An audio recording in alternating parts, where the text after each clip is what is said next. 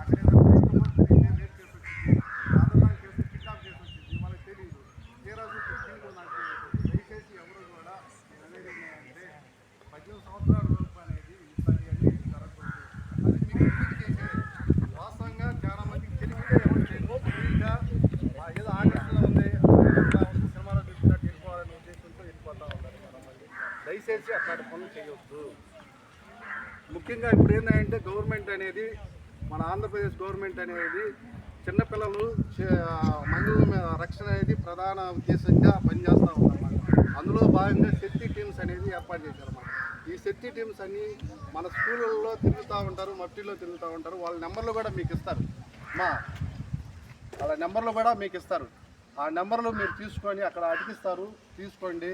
మీకు ఏదైనా సమస్య ఉందనుకోండి, డైరెక్ట్గా మీరు తల్లిదండ్రులు చెప్తే తల్లిదండ్రులు ఏమనుకుంటారో, మాస్టర్ చెప్తే మాస్టర్ ఏమనుకుంటారో, మీలో మీరు నలిగిపోవడానికి అవకాశం ఉంది.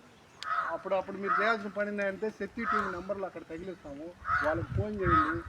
ఏ సమస్య ఉన్నా సరే వాళ్ళు ఇమ్మీడియట్గా యాక్ట్ అయ్యి మిమ్మల్ని మీ యొక్క సమాచారాన్ని గోప్యంగా ఉంచుతూ అవతల వాళ్ళ మీద కంట్రోల్ చేసే బాధ్యత కూడా ఈ శక్తి టీం తీసుకునేది అనమాట. ఆ శక్తి టీం యొక్క ముఖ్య ఉద్దేశం అదేనమాట.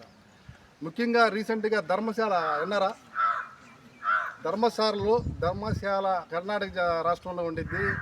వాడెవడో ఒకడు 100 మంది చిన్నపిల్లలను లేడీస్ను రేప్ చేసి చంపేశాడంట. వాడు వచ్చి డైరెక్ట్గా చెబుతూ ఉన్నాడు, నేనే చేశాను, నాకు పాప మీద ఉండి మళ్ళీ నేనే ఓపెన్ అయ్యాను. అది ఎంత దారుణమైన విషయం చూసారా? ఏమా దారుణమైన విషయమా కాదా?